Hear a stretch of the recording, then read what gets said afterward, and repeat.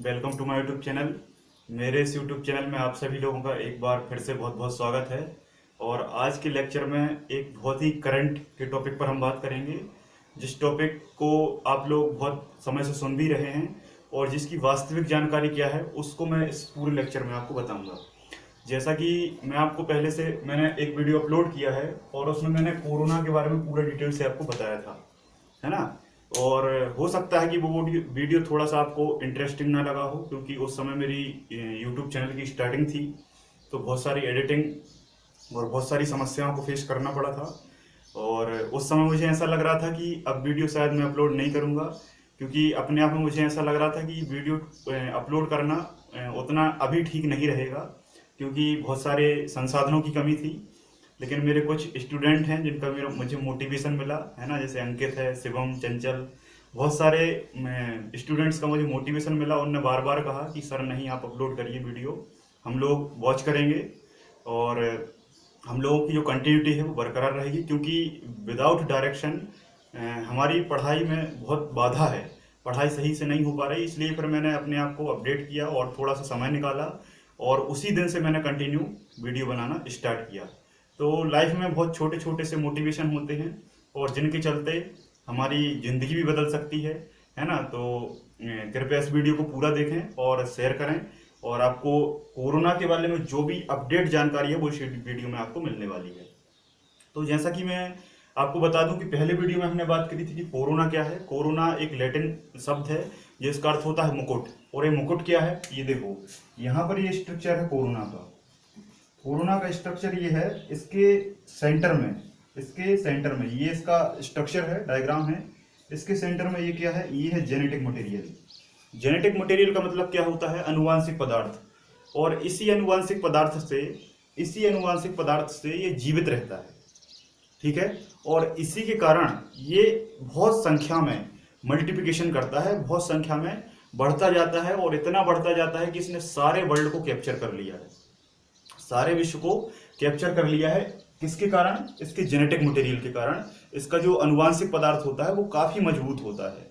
अब बात क्या है, अब बात यह है कि संसार में जितने भी जंतु हैं, जितने भी एनिमल है, चाहे ह्यूमन हो, है ना, चाहे चींटी हो, चाहे बिल्ली हो, चाहे डॉग हो, चाहे प्लांट्स हो, चाहे बैक्टीरिया हो, चाहे वायरस हो, चाहे रेप्टीलियास हो, चाहे फिश वगैरह हो, चाहे पक्षी हो, कोई भी जीव जंतु हो, सभी जीव जंतुओं में जो जेनेटिक मटेरियल होता है वो होता है डीएनए।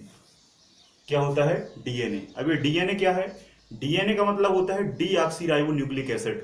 यह एक ऐसा न्यूक्लिक प्रोटीन होता है, आपको शायद पता नहीं होगा, मैंने अभी बायोलॉजी की स्टार्टिंग क्लास नहीं ली है।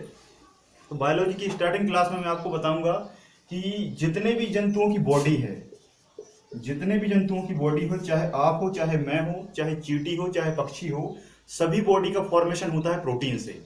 जितने भी शरीर में आपके अंग दिख रहे हैं, चाहे उंगली हो, आंख हो, त्वचा हो, किडनी हो, हृदय हो, सभी अंग केवल और केवल प्रोटीन से बने होते हैं। और वो प्रोटीन किससे मिलकर बना होता है, वो बना होता है अमीनो एसिड से।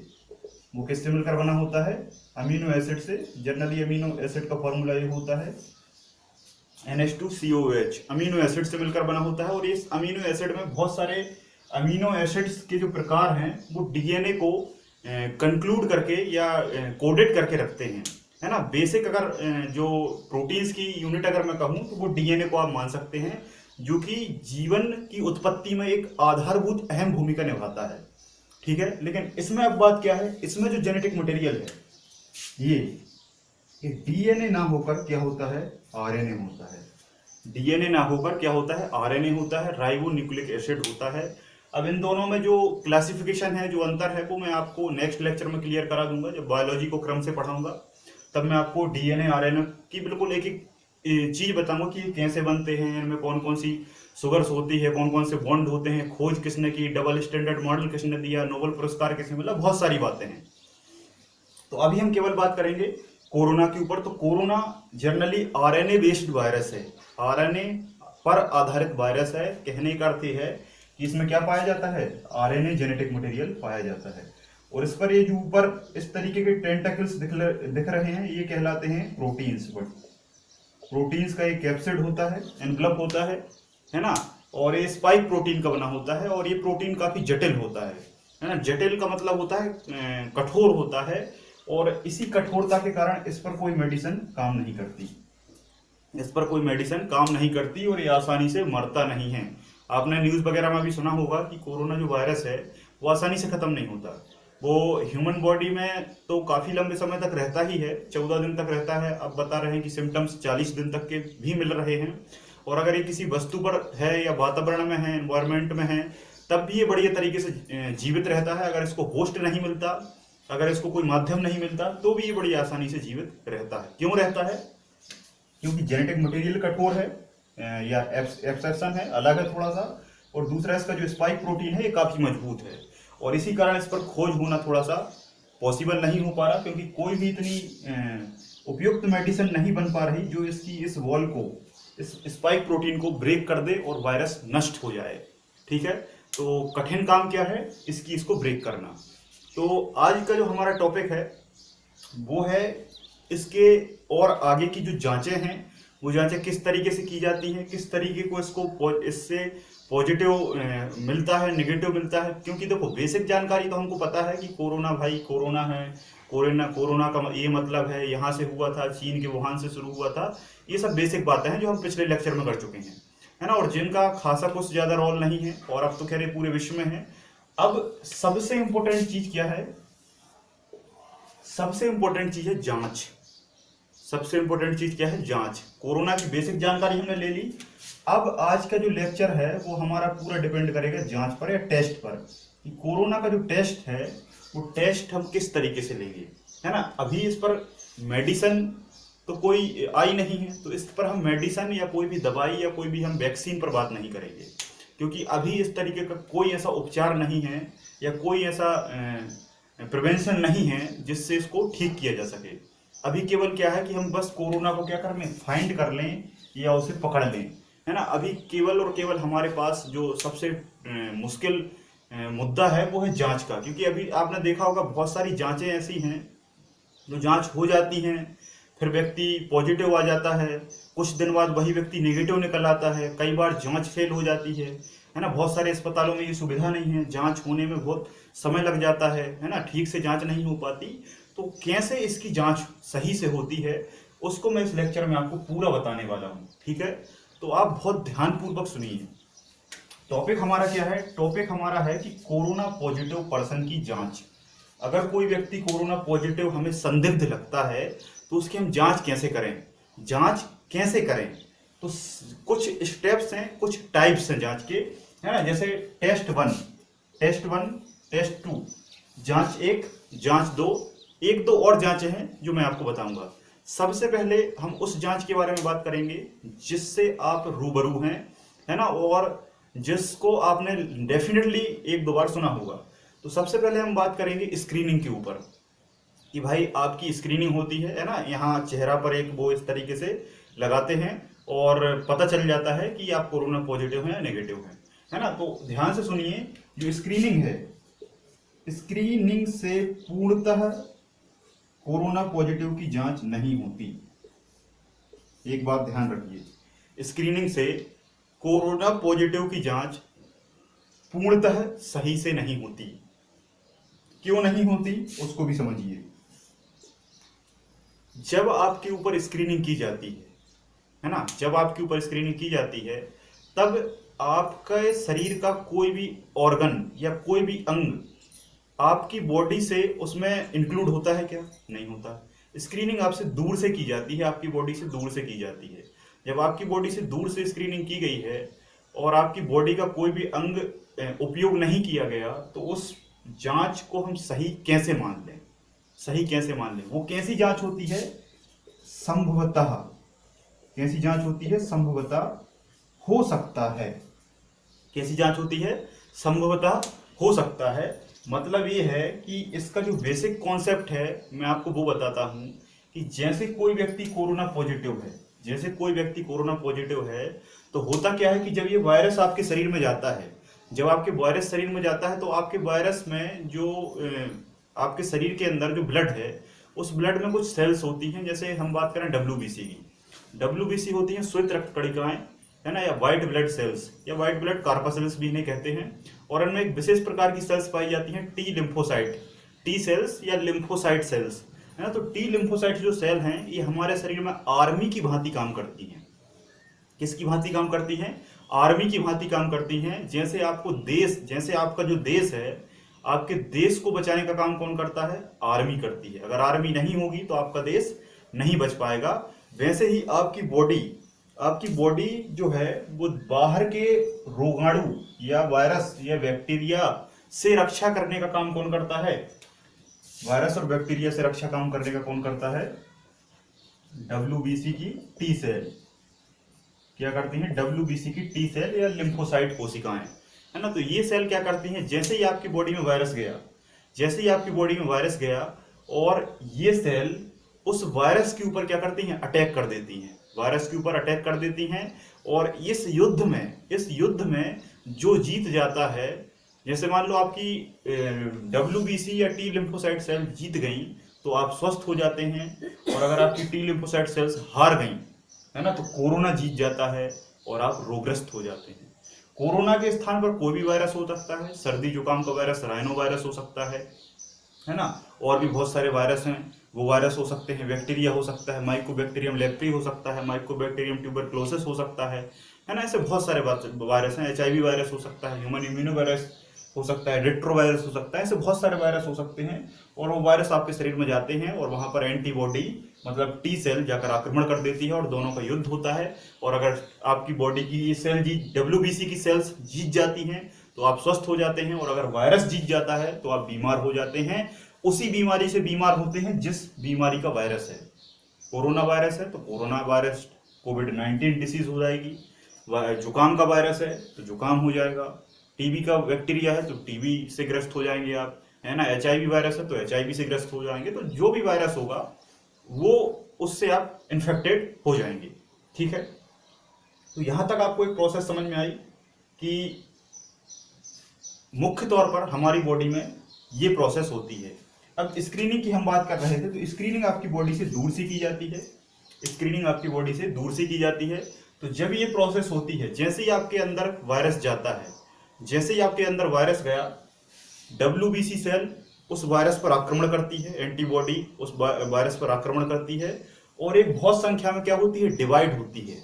बहुत संख्या में डिवाइड होती है ताकि क्या हो सके? इससे जीता जा सके। जैसे मान लो बॉर्डर पे आर्मी है, मान लो पाकिस्तान से भारत का युद्ध हो जाता है और उस युद्ध में पाकिस्तान का पलड़ा थोड़ा सा भारी हो जाए या पाकिस्तान ऐसा लगे कि भाई पाकिस्तान हमारे भारतीय सैनिकों को मारने लगा है, तो हमारे भारतीय सैनिक क्या करेगी? हमारी इंडियन आर्मी क्या करेगी? हमारी इंडियन आर्मी उस स्पॉट पर जहां युद्ध चल रहा है वहां पर ज्यादा से ज्यादा सैनिक भेजने का काम करेगी, है ना। ज्यादा सैनिक भेजेगी, आराम से युद्ध जीत लेगी। सिंपल सी बात है। तो वैसे ही ये जब वायरस आता है तो ये डब्ल्यूबीसी या एंटीबॉडी की टी सेल्स बहुत सारी संख्या में मल्टीप्लाई होकर वहां पर क्या करती हैं? ज्यादा से ज्यादा अपने सैनिक पहुंचाती हैं, ज्यादा से ज्यादा टी सेल पहुंचाती हैं ताकि वायरस को खत्म किया जा सके। और जब ये प्रोसेस होती है 1 से 2, 2, 4, 6, 8, 10 इस तरीके की बहुत सारी सेल बनती हैं, है ना। तो बहुत सारे साइंस के नियम के अनुसार इसमें ऊर्जा का ट्रांसफरेशन होता है, ऊर्जा का स्थानांतरण होता है। और जब ऊर्जा का स्थानांतरण होता है ना, अंगों का निर्माण होता है, छोटी छोटी सेल्स का निर्माण होता है, तब एक एनर्जी निकलती है और वो एनर्जी आपकी बॉडी का टेम्परेचर बढ़ा देती है। आई बात समझ में? ये सेल संख्या में वृद्धि होती है। वृद्धि क्यों होती है? ताकि वायरस से जीता जा सके। जब सेल्स की वृद्धि होती है तब एनर्जी का रूपांतरण होता है और जब एनर्जी का रूपांतरण होता है तो आपकी बॉडी में ताप जो है, टेम्परेचर जो है वो बढ़ जाता है। और जब ताप बढ़ जाता है तो दूर से ही आपका ताप चेक कर लिया जाता है स्क्रीनिंग के द्वारा। अगर स्क्रीनिंग में आपका बॉडी का टेम्परेचर ज्यादा प्राप्त होता है तो आप कोरोना पॉजिटिव संभवतः हो सकते हैं। और अगर बॉडी का टेम्परेचर नॉर्मल है ना, बॉडी का टेम्परेचर नॉर्मल कितना होता है? 37 डिग्री सेल्सियस। ये आपको याद रखना है, ये क्वेश्चन कई बार पूछा गया है ना। अगर 37 डिग्री सेल्सियस ऑप्शन में ना हो तब आप क्या लगाएंगे? इसका जो एक्चुअल एवरेज बॉडी टेम्परेचर है वो होता है 36.9 डिग्री सेल्सियस। याद रखना इसको, है ना। आपकी बॉडी का एक्चुअल जो टेम्परेचर है वो कितना होता है? 36.9 डिग्री सेल्सियस, जिसको अप्रोक्सीमेट 37 डिग्री सेल्सियस मान लेता है, जो कि बहुत सारी बुकों में लिखा भी है। जब आप इसके फॉर्मूले से इसका कैलकुलेशन करेंगे तब ये 36.9 आता है। जब कभी मैं आपको साइंस में फिजिक्स पढ़ाऊंगा तो इसके कैलकुलेशन की प्रोसेस को समझाऊंगा। ठीक है, तो स्क्रीनिंग आपको समझ में आई। स्क्रीनिंग एक बेसिक सी चीज है जो मैंने आपको समझाया। अब हम जो मुख्य जांचें हैं उन पर बात करते हैं कि मुख्य जांचें किस तरीके से इस पर कारगर हैं।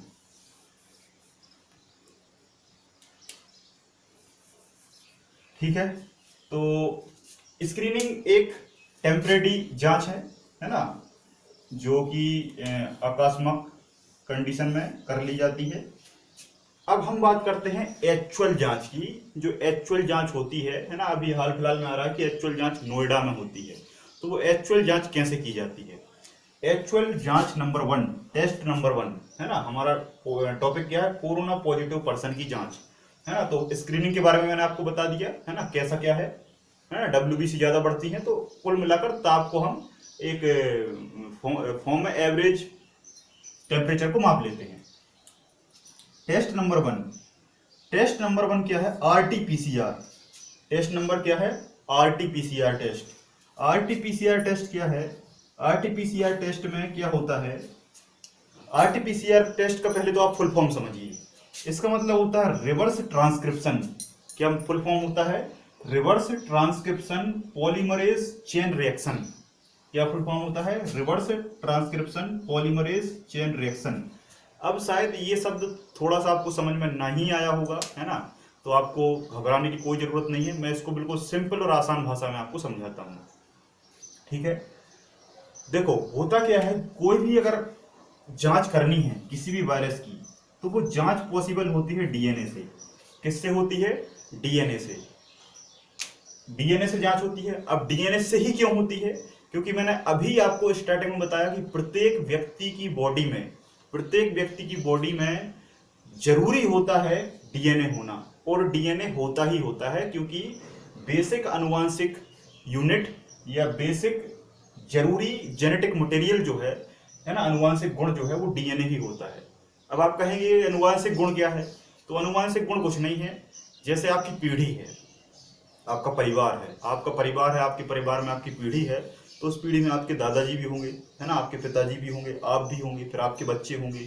तो ये क्या है? ये पीढ़ी है, ये जनरेशन है आपकी, ये जनरेशन है। अब जनरेशन में आपने देखा होगा कि कई बार आपके पिताजी के कुछ ना कुछ गुण आप में मिलते हैं, है ना। कई बार अपवाद भी हो जाता है, एक्सेप्शन भी आ जाता है, तो उसके बारे में भी बताऊंगा कि म्यूटेशन क्या होता है ना। एक प्रोसेस होती है म्यूटेशन, तो उसको मैं कभी बाद में एक पर्सनल टॉपिक बना के समझा दूंगा। तो परिवर्तन भी आ सकते हैं, लेकिन अधिकांश तौर पर कुछ ना कुछ तो गुण मौजूद होते हैं पिताजी के बेटे में, बेटे के फिर उसके बच्चों में कुछ ना कुछ गुण तो जरूर ही होते हैं।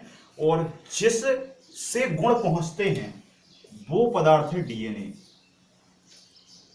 देखा होगा आपके पिताजी लंबे हैं तो आप भी लंबे हैं, आपकी माताजी गोरी हैं तो आप भी गोरे हैं। कुछ ना कुछ गुण तो जरूर देखने को मिलते हैं, किसी में नहीं भी मिलते, उसका भी कारण मैं आपको समझाऊंगा। तो उसका कारण क्या है? डीएनए। अब इसी डीएनए को हमने टेस्ट के लिए चुना है। इसी डीएनए को हमने टेस्ट के लिए चुना है। किसी भी प्रकार की जांच अगर करना है तो हमने डीएनए को आधार माना है ना। अब किसी भी, जैसे मान लो हमें मलेरिया की जांच करना है, मलेरिया का हमने परजीवी लिया, उस परजीवी का हमने क्या निकाला? डीएनए निकाला और उस डीएनए से हमने चेक कर लिया कि भाई ये मलेरिया का वायरस है, परजीवी है, ये टीबी का है, ये एचआईवी का है ना, ये जीका वायरस का है, ये निपा वायरस का है, ये इबोला वायरस का है ना, ये राइनो वायरस का है। किसी का भी हो, हम किससे चेक कर सकते हैं? डीएनए से। क्यों कर सकते हैं? क्योंकि ये बेसिक जेनेटिक मटेरियल है। क्लियर है यहाँ तक बात, है ना? बात क्लियर समझ में आ रही है? तो डीएनए से ही प्रत्येक चीज की जांच की जाती है। आपने डीएनए फिंगरप्रिंटिंग के बारे में सुना होगा। डीएनए फिंगरप्रिंटिंग से आपके बॉडी के एक एक अंग की जांच कर ली जाती है कि आपकी बॉडी का कौन सा अंग है ना, या कौन सा वो अपराधी था जिसने इस व्यक्ति का खून किया है। तो उस खून में अगर उसका कुछ ब्लड मिल जाता है, या कुछ त्वचा का टुकड़ा मिल जाता है, या कहीं पर निशान मिल जाते हैं, या उसका बाल का एक छोटा सा टुकड़ा भी मिल जाता है, एक एंगस्ट्रॉम बराबर, तो उससे डीएनए से फाइंड कर लिया जाता है कि ये व्यक्ति कौन था, किसका ये पार्ट है। तो डीएनए इतनी सर्वोत्तम तकनीक है कि आपकी बॉडी का कितना ही छोटा से छोटा भाग आप छोड़ दें उसमें डीएनए मौजूद होता है और उससे पता कर लिया जाता है। वैसे ही वायरस का पता, वायरस का टेस्ट, वायरस की जांच, बीमारी की जांच भी डीएनए से होती है। लेकिन इस वायरस में डीएनए होता ही नहीं है। इस वायरस में डीएनए होता ही नहीं है। फिर जांच कैसे होगी? फिर जांच कैसे होगी? ये सबसे बड़ा मुद्दा है। हर एक चीज में डीएनए होता है, लेकिन इस वायरस में तो आरएनए होता है भाई साहब। जेनेटिक मटेरियल के स्थान पर आरएनए होता है, और जब आरएनए है तो हमारी जांच कैसे हो सकती है? अब एक बायोलॉजी की मैं छोटी सी प्रोसेस आपको बताता हूं, बहुत ध्यान से सुनिए। डीएनए को जब कभी भी आरएनए में बदलना होता है ना, डीएनए को कभी भी जब आरएनए में बदलना होता है, एक चीज से दूसरी चीज में बदला जा सकता है ना। ये प्रकृति का नियम है। प्रकृति में आपने एक सूत्र पढ़ा होगा, E=mc², है ना। ये मैंने कई बार पढ़ाया भी है फिजिक्स में। ऊर्जा से आप द्रव्यमान बना सकते हैं, मास बना सकते हैं, और इसी मास को खत्म करके आप फिर से ऊर्जा बना सकते हैं। ऊर्जा से मास बन सकता है और मास से फिर एनर्जी बन सकती है। ठीक है। अब ये कैसे बनती है, इसके ऊपर एक बहुत बड़ा टॉपिक है। तो E=mc² भी मैं आपको कभी समझाऊंगा। कमेंट बॉक्स में आप जरूर लिखें।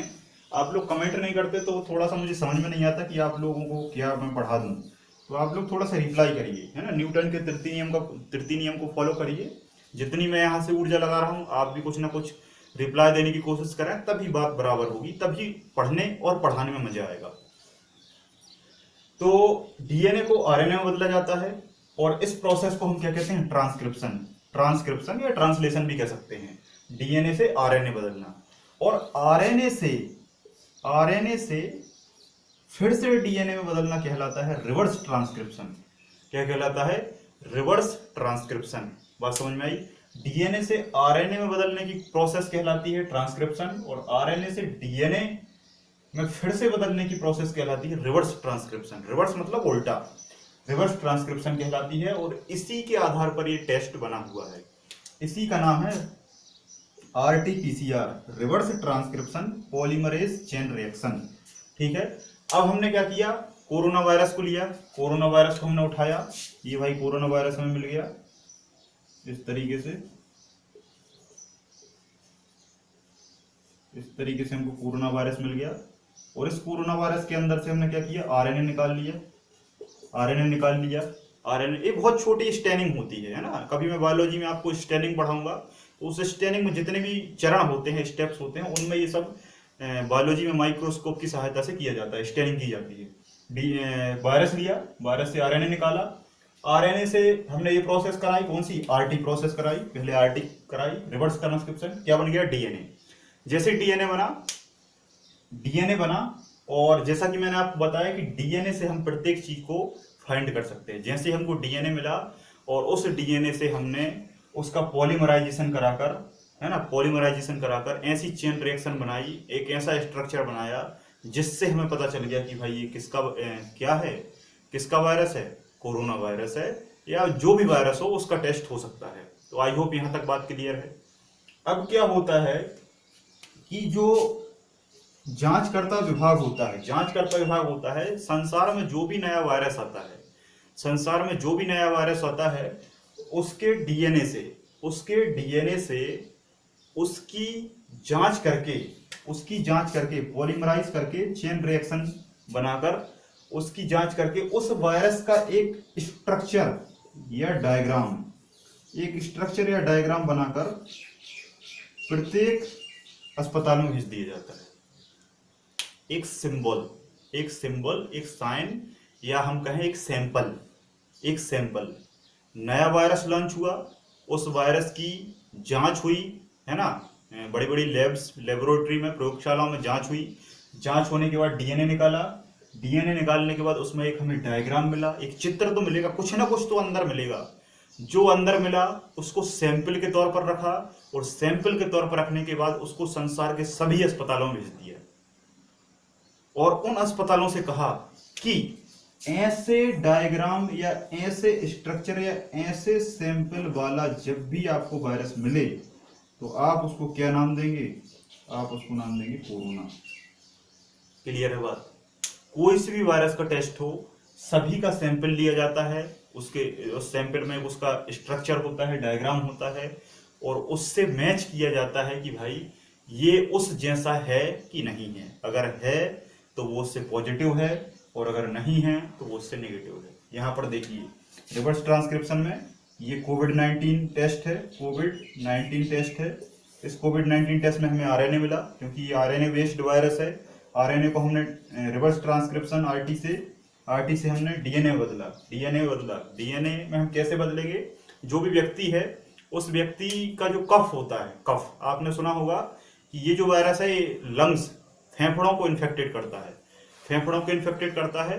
तो जो लंग्स है इसमें कफ जम जाता है, जिसके हम बलगम भी कहते हैं या थूक भी कह सकते हैं। उसको निकालकर, उसमें से उस वायरस को निकालकर, उस वायरस में से उस आरएनए को निकालकर, उस आरएनए को डीएनए में कन्वर्ट करके उससे जो स्ट्रक्चर मिलता है उससे जांच संभव होती है।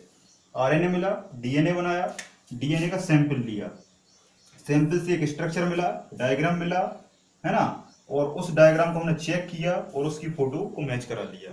उसकी फोटो जब हमें उससे मैच हो गई तो हमें लगा कि भाई ये उससे क्या है, पॉजिटिव है। अगर उस जैसा स्ट्रक्चर नहीं मिला तो वो क्या है, नेगेटिव है। यहाँ तक बात क्लियर है? समझ में आया कि आरटी-पीसीआर क्या होता है? Test number 1 clear. अगर इसके बाद भी कोई डाउट लगता है कमेंट सेक्शन में आप पूछ सकते हैं, मैं वहीं पर आपको क्लियर करा दूंगा, या फिर भी दिक्कत हो तो एक नया वीडियो हम बना सकते हैं, कोई दिक्कत नहीं है इसमें। अब हम बात करते हैं टेस्ट 2 पर, जांच दूसरी, है ना। एक दूसरी जांच है। इस जांच में कभी कभी क्या होता है कि उतनी सही तरीके से जांच नहीं आती, कभी कभी डायग्राम मैच करने में थोड़ी सी समस्या जा सकती है। तो टेस्ट टू क्या है? Rapid antibody test. इस टेस्ट को क्या कहा जाता है? Rapid antibody test. अब रैपिड एंटीबॉडी टेस्ट क्या कहलाता है?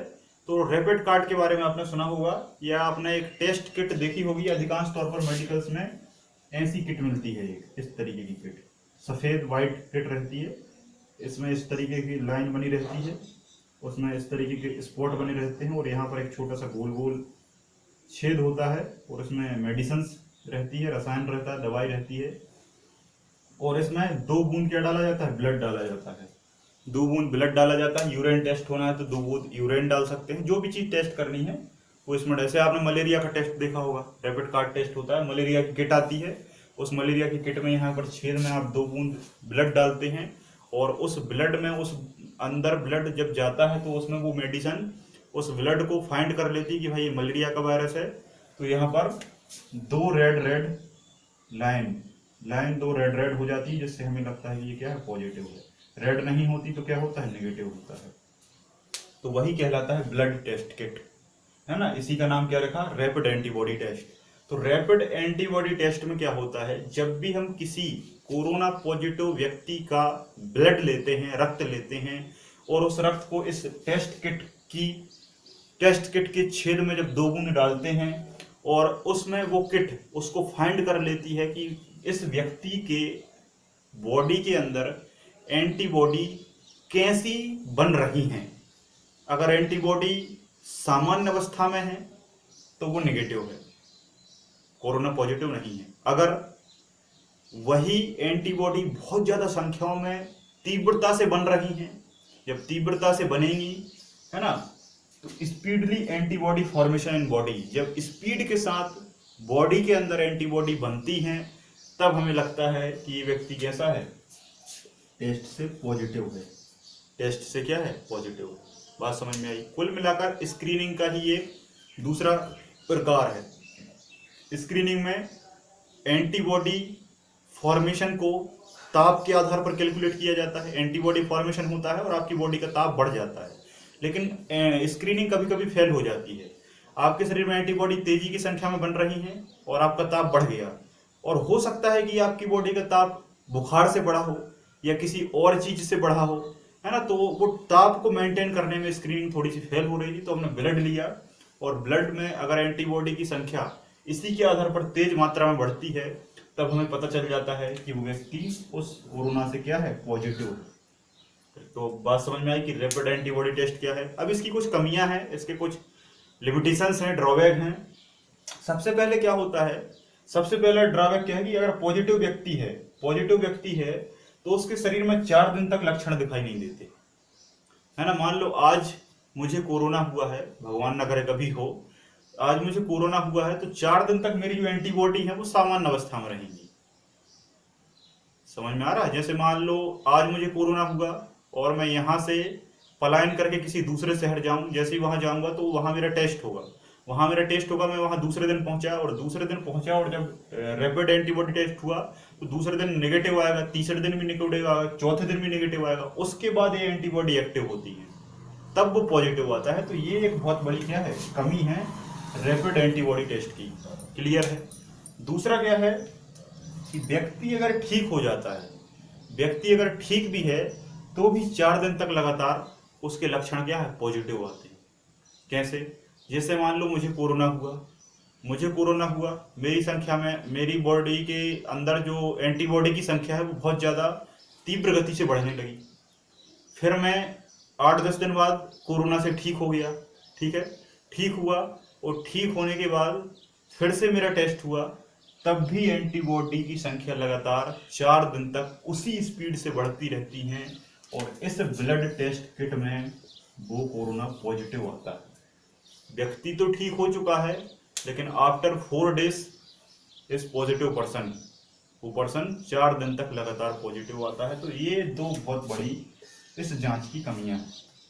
ठीक है, तो आई होप इस लेक्चर में आपको कोरोना से संबंधित सभी प्रकार की जानकारी समझ में आई होगी। पहले मैंने आपको स्क्रीनिंग के बारे में बताया, स्क्रीनिंग क्या है ना, किस तरीके से ताप के आधार पर आइडेंटिफाई किया जाता है। दूसरा मैंने बताया दूसरे टेस्ट में RT-PCR क्या है ना, reverse transcription polymerase chain reaction test क्या होता है, ये मैंने आपको समझाया। और तीसरा रैपिड एंटीबॉडी टेस्ट क्या है। इन 3 टेस्टों के आधार पर कोरोना पॉजिटिव और नेगेटिव होने की जांच की जाती है। तो आई होप इस लेक्चर में ये सब आपको बहुत अच्छे से समझ में आया होगा। तो आज के लिए इतना ही, बहुत बहुत धन्यवाद। जय हिंद, जय भारत।